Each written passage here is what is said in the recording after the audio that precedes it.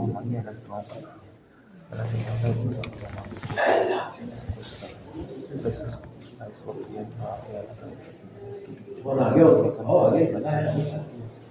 ساتھی سنت و نوافل سے فارغ ہو چکے ہیں وہ اپنی صف کو مکمل کریں۔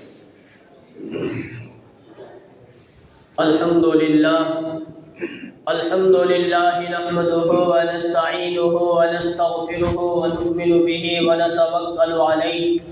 ونعوذ باللہ من شرور انفسنا ومن سیئات اعمالنا من يهد الله فلا مضل له ومن يضلله فلا هادي له ونشهد أن لا إله إلا الله وحده لا شريك له ونشهد أن سيدنا ومولانا محمدا عبده ورسوله صلى الله عليه وعلى آله وأصحابه وبارك وسلم تسليما كثيرا كثيرا أما بعد فأعوذ بالله من الشيطان الرجيم بسم الله الرحمن الرحيم من ذا الذي يقرض الله قرضا حسنا فيضاعفه له وله أجر كريم وقال النبي صلى الله عليه وسلم لا يؤمن أحدكم حتى أكون هواه تبعا لما جئت به أو كما قال عليه الصلاة والسلام صدق الله العظيم وصدق رسوله النبي الكريم رب اشرح لي صدري ويسر لي أمري واحلل عقدة من لساني يفقهوا قولي۔ ایک مرتبہ نبی اکرم صلی اللہ علیہ وسلم پر درود شریف پڑھ لیجیے۔ اللہم صلی علی محمد وعلی آل محمد کما صلیت علی ابراہیم وعلی آل ابراہیم انک حمید مجید۔ اللہم بارک علی محمد وعلی آل محمد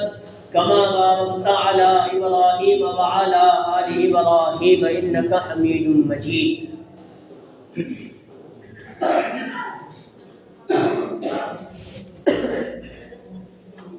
محترم بزرگوں اور عزیز دوستو، اللہ تبارک و تعالیٰ کا احسان، اللہ کا فضل اور اللہ کا کرم ہے کہ اللہ تبارک و تعالیٰ نے ہم تمام کو اپنی نسبت سے، اپنے حبیب صلی اللہ علیہ وسلم کی نسبت سے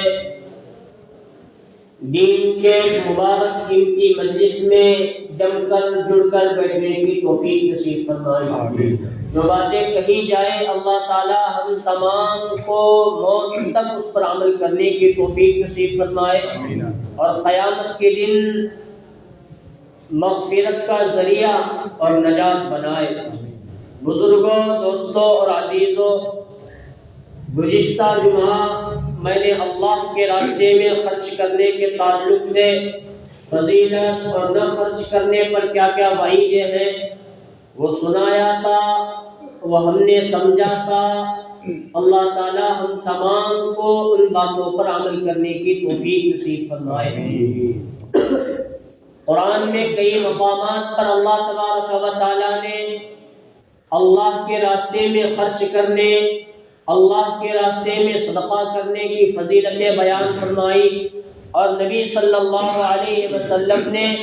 اس پر ترغیب بھی دی، بلکہ حضور صلی اللہ علیہ وسلم نے اس پر عمل کر کے دکھایا۔ ابھی میں نے خطبے میں قرآن مجید کی آیت پڑھی، من ذا الذی یقرض اللہ قرضا حسنا،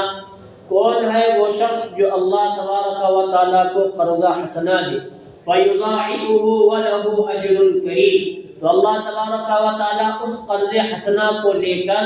اسے ڈبل سے ٹبل کریں گے، بڑھاتے جائیں گے، دنیا میں بھی اجر نصیب فرمائیں گے اور آخرت میں بھی۔ حالانکہ قرض لینا دینا تو انسانی ضرورتوں میں سے ایک ضرورت ہے کہ نہیں؟ لیکن آج کل حالت ہے قرض لینے والا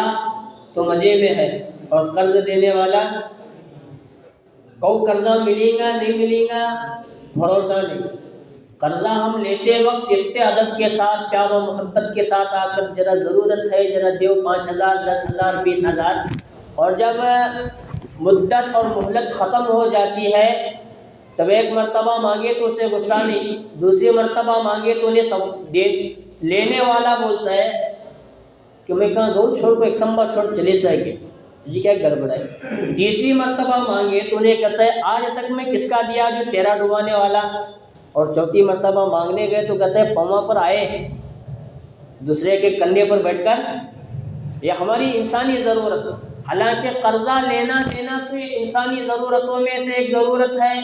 اور ہوتا بھی رہتا ہے، بلکہ نبی صلی اللہ علیہ وسلم نے اور کئی بزرگوں نے لوگوں سے قرضہ لیا ہے اور وقت آنے کے بعد قرضہ بھی چکایا ہے۔ اب یہاں جو سوال آپ کے درمیان میں چھوڑ رہا ہوں،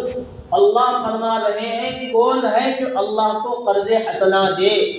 حالانکہ اللہ کو تو پیسوں کی ضرورت نہیں، لیکن اس آیت کے مفہوم میں ایک بات یہ چھپی ہے،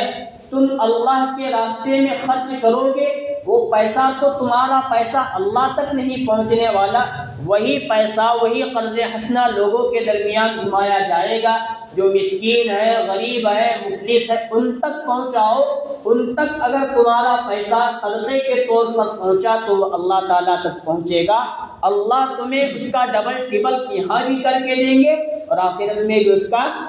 اجر عظیم نصیب فرمائیں گے۔ صدقے کے اصل میں دو قسمیں، ایک تو یہ کہ وقتی طور پر کوئی صدقہ دے دیا جائے، اس کا ثواب ملا، بات ختم ہو گئی۔ جیسے صدقۃ الفطر ہم نکالتے ہیں، کتنے سیر گیہوں بولو کیا رمضان گیا تو سب بات بسرے؟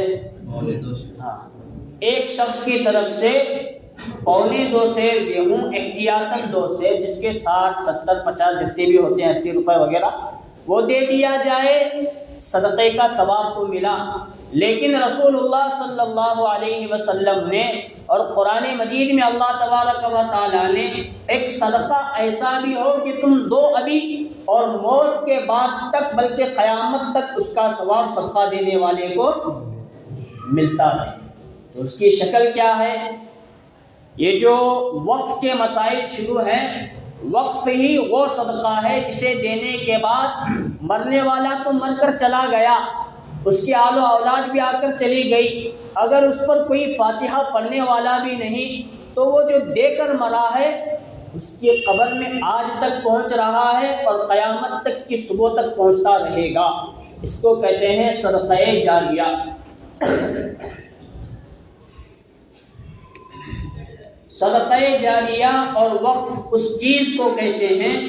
کہ دینے والا اپنی ملکیت سے نکالے اور اللہ کے لیے دے دے، اس کا مالک اللہ، اس کے علاوہ نہ اس کی اولاد اس کی مالک، نہ کوئی اور شخص آ کر اس کا مالک بن سکتا ہے۔ اس کو کہتے ہیں اللہ کے لیے صدقہ جاریہ کرنا، یا اللہ کے نام پر وقف کر دینا، اس کا مالک اب میں نہیں، اس کا مالک کون؟ اللہ۔ رسول اللہ صلی اللہ علیہ وسلم نے 7 باغات اللہ کے نام پر وقف کیے۔ کتنے؟ 7۔ یہ معمولی رقم نہیں،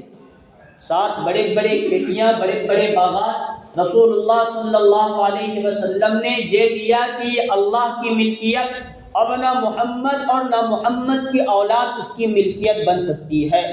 اب حضور صلی اللہ علیہ وسلم نے جو صدقہ دیا، صدقہ جاریہ دیا، یا جو زمین جو 7 باغات وقف کیے، وہاں سے جو آمدنی نکلے گی وہ غریبوں میں، یتیموں میں، بیواؤں میں، مسکینوں میں، ضرورت مندوں میں، حاجتوں میں، اس کی ملکیت قیامت تک اس سے آمدنی جو آئے گی وہ چلتی رہے گی اور لوگوں کے درمیان تقسیم ہوتا رہے گا۔ نبی صلی اللہ علیہ وسلم نے کیا، اور وقف اصل میں کہتے ہیں اللہ کے لیے، اللہ کو راضی کرنے کے لیے دے دینا، اپنی ملکیت سے اپنی زمین، اپنی جائیداد کو اللہ کے حوالے کر دینا، اپنی ملکیت سے نکال کر اس کو مالک، اللہ کو اس کا مالک بنانا، نہ کبھی وہ بیچی جائے گی، نہ خریدی جائے گی، نہ ہماری اولاد اس میں سے حصہ طلب کرے گی۔ رسول اللہ صلی اللہ علیہ وسلم نے دیا، اور جب مسجد نبوی صلی اللہ علیہ وسلم کو باندھنے کا وقت آیا تو حضرت ابو بکر صدیق رضی اللہ عنہ نے مسجد نبوی کی زمین کو اپنے پیسوں سے خرید کر جو 2 یتیم بچوں کی تھی وہاں سے نکال کر حضور کے درمیان میں رکھ دیا، اے اللہ کے رسول، آپ کی مسجد کے لیے یہ میری رقم اور میری زمین آپ کے لیے، اللہ کے لیے وقف ہے۔ اب وہ زمین بھی قیامت تک چلے گی، اس کا ثواب بھی حضرت ابوبکر کو قیامت تک ملتا رہے گا۔ حضرت عمر رضی اللہ عنہ کو خیبر کے موقع پر ایک زمین ملی، تو وہاں بھی حضرت عمر رضی اللہ عنہ نے رسول اللہ صلی اللہ علیہ وسلم کی سنت اور عمل کو سامنے رکھتے ہوئے اپنی زمین اللہ کے نام کر دی۔ اب میں اس کا مالک نہیں، اس کا مالک کون؟ اللہ۔ تمام صحابہ اکرام میں سے کچھ نہ کچھ صحابہ نے اپنی زمین، اپنی جائیداد، اپنی ملکیت سے نکال کر اللہ کو اس کا مالک بنا دیا۔ اور جو چیز اللہ کی ملکیت میں چلی جاتی ہے، نہ وہ بیچی جا سکتی ہے، نہ خریدی جا سکتی ہے، نہ دینے والے کے اولاد کل اٹھ کر کھڑے رہیں گے کہ میرے باپ کی زمین ہے میں اسے نہ دے دیا تو دے دیا، بلکہ یہ سلسلہ تو یہاں تک چلا کہ آج تک وہی سلسلہ شروع ہے۔ لوگ اللہ کی رضا کے لیے اللہ کے نام پر کچھ نہ کچھ وقف کر رہے ہیں، جس کا ثواب انشاءاللہ کل قیامت تک کی صبح تک دینے والے کو ملتا رہے گا۔ بات سمجھ میں آ رہی ہے؟ وقف کے جو مسائل آج شروع ہیں، ہم سمجھتے ہیں کہ صدقہ دے دیا ہو گیا، وقف کے نام پر کر دیا ہو دیا، اور ویسا ہی نہیں، زمین کھیت جائیداد پوری دنیا میں جتنے مساجد ہیں، مدارس ہیں، خانقاہ ہیں، قبرستان ہیں، عیدگاہ ہیں، یا مسجد یا درگاہوں کے نام پر، بلکہ درگاہ بھی وقف کی زمین میں ملکیت میں آ جاتی ہے۔ ان کے نام پر جتنی زمین اور جائیداد ہے جو کسی بادشاہ نے دیا، یا مسجد کی زمین چند لوگوں نے مل کر خریدا، یا پورے گاؤں والوں نے مل کر خریدا کہ اب یہ جگہ اللہ کے لیے ہم وقف کر رہے ہیں، یہاں مسجد کھڑی رہے گی، یہاں تعمیری کام کا سلسلہ شروع ہوگا، اور یہاں نمازوں کی پابندی ہوتی رہے گی۔ اب اس زمین کا کوئی ایک شخص مالک نہیں، بلکہ سب نے اپنی رضامندی سے اللہ کو راضی کرنے کے لیے مسجد خریدی، مدرسہ بنایا، مسجد باندھی، اب یہ اللہ کے نام پر وقف ہو گئی۔ اب اس کا اصل مالک اللہ ہے۔ کل میں اٹھ کر یہ کہوں کہ یہ ملکیت میری ہو سکتی ہے، یا مسجد کے جو جتنی بھی زمین ہے میرا اس پر قبضہ ہو جائے، یہ نہ ہونے والی بات ہے، کیونکہ وقف اصل میں اللہ تبارک و تعالیٰ کو راضی کرنے کے لیے حضور نے دیا، صحابہ نے دیا، یہی سلسلہ ہمارے آبا و اجداد اور بزرگوں نے دیا، اور یہی سلسلہ چلتے آ رہا ہے، اور قیامت تک یہی سلسلہ چلتا رہے گا۔ اور اللہ کی رضامندی کے لیے یہ سب کام ہوتے رہے ہیں۔ اب اس کا کوئی ایک شخص نہ کل مالک تھا، نہ آج ہو سکتا ہے، نہ کل قیامت تک اس کا مالک۔ تو اس کا مالک کون ہوگا؟ اللہ ہے۔ حالانکہ پوری زمین اللہ کی، پوری ملکیت اللہ کی ہے، لیکن اللہ نے لوگوں کو دے دیا کہ اب تم اپنی زمین بناؤ۔ اسی میں سے حضور کا طریقہ لیتے ہوئے ہم نے اللہ کے نام پر وقف کر دیا۔ اللہ تجھے تو ضرورت نہیں زمین کی، جائیداد کی، لیکن تجھے راضی کرنے کے لیے تیری ملکیت میں ہم اپنی زمین دے رہے ہیں، تاکہ ہم تو مالدار ہیں، لیکن جو غریب ہیں وہ تیری زمین سے اپنا رزق حاصل کر لے، جو مدارس ہیں وہ تیری زمین سے اپنا رزق حاصل کر لے، جو غربا ہیں، یتیم ہیں، بیوہ ہیں، مساکین ہیں، فقراء ہیں، وہ سب کے سب تیری ملکیت سے، تیری زمین اور تیری ملکیت سے اپنا رزق حاصل کرتے رہے۔ اس کو کہتے ہیں وقف کی ترمیمی بل۔ اور ملک کی حالت آج کل ایسی ہے کہ ہندوستان میں مسلمانوں میں جہاں آج کل کا مسئلہ بھی نہیں، اس سے پہلے جتنی حکومتیں آئی ان تمام نے، اور آج کل تو یہ مسئلہ اور بڑھ گیا کہ اب وقف کوئی چیز باقی نہیں رہے گی، اسے ہم ختم کر دیں گے، اور وہ پوری کی پوری وقف کردہ زمینیں، جائیدادیں، مساجد، مدارس، خانقاہیں، درگاہیں، سب کے سب حکومت کے ماتحتی میں رہے گی۔ اصل میں اس کا اصل مدعا یہ ہے، جس مسجد میں تم نماز پڑھ رہے ہو وہ مسجد تو تمہاری، لیکن جب حکومت کے ہاتھ میں آ جائے گی تو تمہاری نہیں، وہ حکومت کی ہو جائے گی۔ وقف کے بہت سارے قوانین میں سے ان لوگوں نے قانون تو یہ بنایا، وقف بورڈ جو نام ہے اسے تبدیل کر دیا جائے، وقف ترمیمی بورڈ، یعنی ہم اس میں کچھ قانون ایسے لگا رہے ہیں جو شریعت کے قانون سے، اسلامی قانون سے ہٹ کر ہیں، ہم اس میں کب اپنی منمانی کرتے ہیں ترمیم کر سکتے ہیں، اسے ہمیں کرنے کی اجازت ہے۔ اور دوسرا قانون ان لوگوں نے یہ بنایا کہ ضلع کا جو کلیکٹر رہے گا اس کے حوالے یہ وقف کی زمینیں، اس کے کاغذات کر دیے جائیں گے۔ جب بھی کوئی مسئلہ ہوگا وہاں کا کلیکٹر آ کر یہ اگر دستخط کر دے یا یہ مہر لگا دے کہ فلاں 100 کی مسجد اس کی اتنی زمین یہ وقف بورڈ سے نکل چکی ہے اور حکومت کے ہاتھ میں آ چکی ہے، اب وہ ہم لوگوں کو ثابت کرنا پڑے گا کہ یہ زمین کس نے دی، اس کا آدھار کارڈ، اس کا فلاں کارڈ، اس کا ایک کس نے دیا، اس کا نام، اس کے ماں باپ کا نام دکھاؤ تو یہ زمین تمہاری مسجد رہے گی، ورنہ یہ ختم کر دی جائے گی اور یہ حکومت کے ماتحتی میں چلے جائے گی۔ وقف کے ترمیمی قوانین میں سے قانون یہ بھی بنا کہ وقف کی زمین و جائیداد کی حفاظت کے لیے 14 لوگوں کا ممبر ہونا ضروری، اس میں سے 14 کے 14 تمام کے تمام مسلمانوں کا ہونا ضروری۔ لیکن قانون یہ بنا کہ 14 نہیں بلکہ 23 ممبران ہوں گے، جن میں سے 2 غیر مسلم ہوں گے اور بڑے عہدیدار ہوں گے، اور جب بڑا کوئی عہدیدار یہاں انٹر ہوگا تو کیا اس کے سامنے ہم مسلمان ہاتھ کی گھڑی باندھ کر کھڑے رہیں گے، اس کے سامنے بیٹھیں گے، جی حضوری کریں گے، اس نے کہا ہاں کہو تو ہاں کہیں گے، نہ کہو تو نہ کہیں گے۔ یہ سلسلہ چلا آ رہا ہے، اس کے لیے جمعیت علماء ہند نے اور ہمارے دیگر اکابرین نے فیصلہ لیا کہ اس قانون کو بننے سے روکنے کے لیے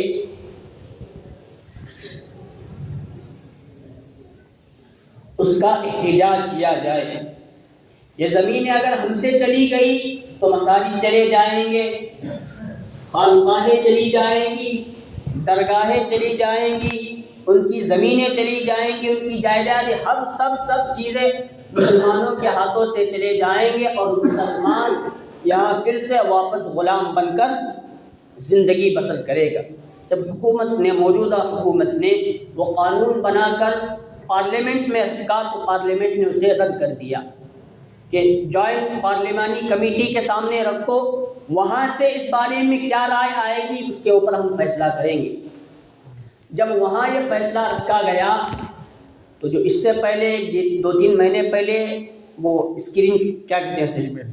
ای میل بھیجنے کا QR کارڈ کیا بولتے تھے، وہ بھیجنے کا جو سلسلہ انہی لوگوں نے ہم لوگوں کو دیا کہ مسلمانوں کی رائے کے اعتبار سے ہم فیصلہ کریں گے۔ الحمدللہ ثم الحمدللہ، ممبر و محراب سے اس وقت جو صدائی رہی تو مسلمان الحمدللہ بہت بیدار ہوئے۔ میں اس وقت جماعت میں تھا، یہاں کا حالت تو مجھے معلوم نہیں، لیکن سانگلی وغیرہ میں، مرج وغیرہ میں دیکھنے میں ملا، جب جمعہ کا بیان ہوا تو لوگ قطار در قطار لگا کر وہ ای میل بھیج رہے۔ الحمدللہ بہت کامیاب ہوا، جس کی وجہ سے ایک حد تک دباؤ یہاں تک بیٹھا کہ ابھی تک یہ قانون پاس نہیں، لیکن فی الحال مہاراشٹر کا الیکشن شروع، اس میں موجودہ حکومت یہ چاہتی ہے کہ پھر ہم کامیاب ہو جائیں، دلی کی حکومت جو ہماری کمزور ہو چکی ہے پھر اسے مضبوط کریں گے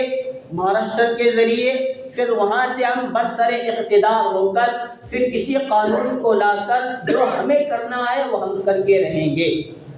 اب پھر امت شاہ نے بار بار منچ سے یہ اعلان کیا، مسلمان کتنی ہی طاقت لگائے، کتنا ہی احتجاج کر لے، ہم اسے توڑ کر رہیں گے، ہم اس قانون کو لا کر رہیں گے۔ تو اللہ جزائے خیر نصیب فرمائے حضرت مولانا سید ارشد مدنی صاحب کو، انہوں نے دہلی میں ایک بہت بڑا اجلاس رکھا جس کا نتیجہ بھی الحمدللہ ہمارے سامنے آیا۔ پھر ملکی اعتبار سے آج تاریخ کیا، 22، کل کو 23، پرسوں 24 اتوار کو بنگلور شہر میں پوری ملکی اعتبار سے بڑا پروگرام ہو رہا ہے۔ تو ضلع کے اعتبار سے اور صوبہ کرناٹک کے اعتبار سے بیلگام ضلع میں آج عصر سے لے کر عشاء تک ایک بڑا پروگرام رکھا گیا ہے۔ اس میں ہم پہنچیں گے تو انشاءاللہ اس پروگرام کو کامیاب بنانے میں ہم لوگ کامیاب ہو جائیں گے، اور حکومت تک جو میسج ہمارا جانا چاہیے کہ جو قانون تم لانا چاہتے ہو یہ قانون ہمیں پسند نہیں ہے، جو قانون تم لانا چاہتے ہو وہ قانون ہمیں ذرہ برابر بھی پسند نہیں ہے، حالانکہ وہاں جانے کے بعد جیسے اجتماعات میں تشکیلیں وغیرہ ہوتی ہیں ویسا تو کوئی سلسلہ نہیں ہوتا، ایک بھیڑ جمع ہوگی، علماء اکرام کے بیانات ہوں گے، وہاں سے تأثرات لے کر ہم واپس اپنے گھروں کو چلے آئیں گے، لیکن اس وقت حکومت کی نگاہ میں اتنا بڑا مجمع نظر آئے گا جو سب کے سب اس بات پر جمع ہو رہے ہیں کہ وقف ترمیمی بل کو ہم پاس ہونے نہیں دیں گے، اگر پاس ہو جائے تو ہم ماننے کے لیے تیار نہیں، اور ان احتجاجات کا سلسلہ اگر شروع ہو جائے تو حکومت کتنی ہی طاقت لگا لے، ہم سے مسجد، مدرسہ، خانقاہیں، درگاہیں، قبرستان، عیدگاہ اور ان کی جتنی بھی زمینیں ہیں وہ ہم سے چھیننے میں مکمل طور پر اب ایک سوال ہے، اب ایک سمے میں پرسوں میں سننے میں ملا 2-3 جنے کے اس پر وہ وقت کے اب جنہوں نے ہمارے آباء و اجداد نے بیچ دیا، اب اس کا کیا ہوگا وہ علماء کرام سے پوچھ لیجئے، ان سے ہمیں چھیننے کی مہم اور طاقت نہیں ہے، جو ہمارے پاس موجود ہے اللہ کی ملکیت، اس کو بچانے کا سلسلہ یہ جاری ہے، اس کو بچانے کا سلسلہ یہ جاری ہے، اس لیے ان ایسے اجلاس اور جلسوں میں ہم تمام کو پہنچنا بہت ضروری، لیکن اب پورا گاؤں خالی ہوا تو کیسا چلنے والا؟ ہمارے گاؤں کے ایک عجیب حالت ہے،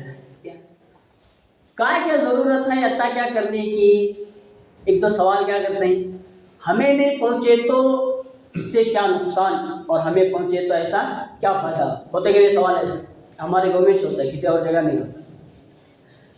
اتنا بڑا مجمع پہنچا تو فائدہ ہی فائدہ نظر آ رہا ہے، اور اگر ہم نہیں پہنچے تو اللہ کی ملکیت کو بچانے میں ہم نقصان تو نہیں کر رہے، لیکن جو ثواب ہمیں ملنا چاہیے وہ ثواب ہمیں سب جنے بھی نہیں جانے کا، اسلام آباد گاؤں میں رہنا بھی ضروری۔ تو ابھی اس کے تعلق سے علماء کرام نے کچھ احتیاطیں ہمارے لیے بتائی، جتنے بھی لوگ پہنچ رہے ہیں بڑے ہی احتیاط کے ساتھ پہنچے، رات کا سفر ہے، ٹھنڈی کا موسم ہے، 2 ویلر سے نہ آئے، کار سے 4 ویلر سے آئے، اور اس پر جمعیت کا جھنڈا، فلاں جھنڈا، ہرا جھنڈا، کالا جھنڈا، پیلا جھنڈا، نیلا جھنڈا، کسی قسم کا کوئی جھنڈا نہ ہو، یہ احتجاج پرامن ہونے والا ہے، یہ جلسہ پرامن ہونے والا ہے، اس میں نعرہ بازی، اس میں جھنڈے لگانا، لوگ دوسروں کو غصہ دلانا، پھر ان کو بھڑکانا، اس سے اس کا مقصد نہیں، اس سے بھی مقصد اللہ کی رضا ہے، اور جو قانون لانا چاہتے ہیں اس قانون کو وہی کے وہی دفع کرنا مقصود ہے۔ اس کے لیے جتنی احتیاطیں ہم برت سکتے ہیں وہ برتنے کی کوشش کریں، سب نہ آئے لیکن جتنے بھی لوگ آ رہے ہیں وہ بڑی ہی احتیاط کے ساتھ آئے، گاڑیوں سے آئے، کوئی جھنڈا نہ لگائے اور کوئی نعرے بازی اور کوئی شور و شرابہ، جانے سے لے کر واپس اپنے گاؤں آنے تک ذرہ برابر بھی کوئی بد امنی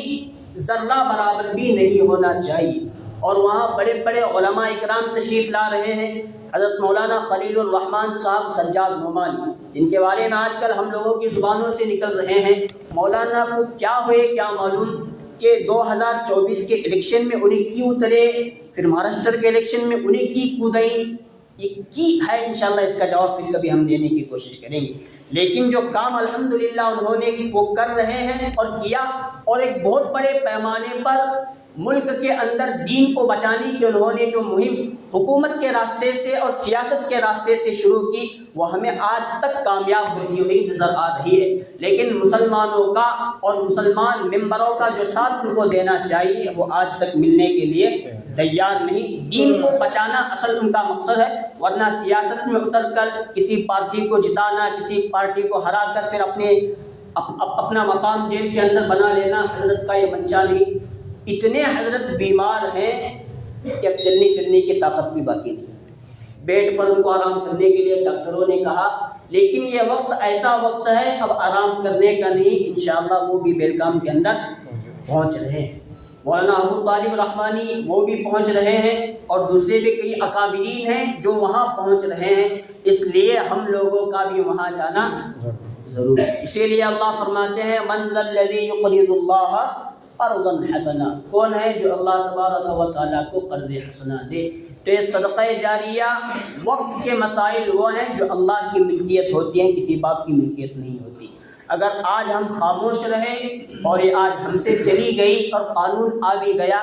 تو جس مسجد میں ہم جمعہ کی نماز پڑھ رہے ہیں کل کے مسجد ہماری نہیں ہوگی، اس پر حکومت کب بھی جی سی پہ اور بلڈیزر چلا سکتی ہے۔ مسجد کی جتنی زمینیں ہیں وہ بھی ہماری نہیں رہے گی، وہ بھی حکومت کے ماتحتی میں چلی جائے گی۔ اس لیے خاص طور سے اللہ تعالیٰ سے دعا کریں اللہ تعالیٰ ایسا قانون نافذ نہ ہونے دے، اور کل 23 تاریخ کو مہاراشٹر کا جو الیکشن کا نتیجہ سامنے آ رہا ہے، اللہ تعالیٰ موجودہ حکومت کو اس میں بھی شکست اور ناکامی نصیب فرمائے۔ اللہ تعالیٰ ہم تمام کو کئی ہوئی باتوں پر عمل کی توفیق نصیب فرمائے۔ آمین۔ وآخر دعوانا الحمد للہ رب العالمین۔